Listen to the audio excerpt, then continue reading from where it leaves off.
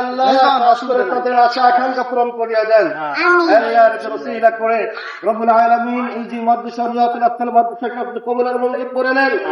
আল্লাহ শিক্ষক উস্তাদ সকলকে কবুল করে নেন। আল্লাহ আমল তারাকে দান করে দেন। খাস করে আজকের এই দিনের এই দোয়াকে আপনি কবুলের মঞ্জুর করে নেন। আল্লাহ খাস করে আজকের এই দিন রব্বুল আলামিন আপনার দরবারে দরখাস্ত করতেছি, রব্বুল আলামিন জুলাই যুদ্ধে যারা আল্লাহ শাহাদাত বরণ করেছে, রক্ত দিয়েছে, তাদেরকে আপনি কবুল করে নেন।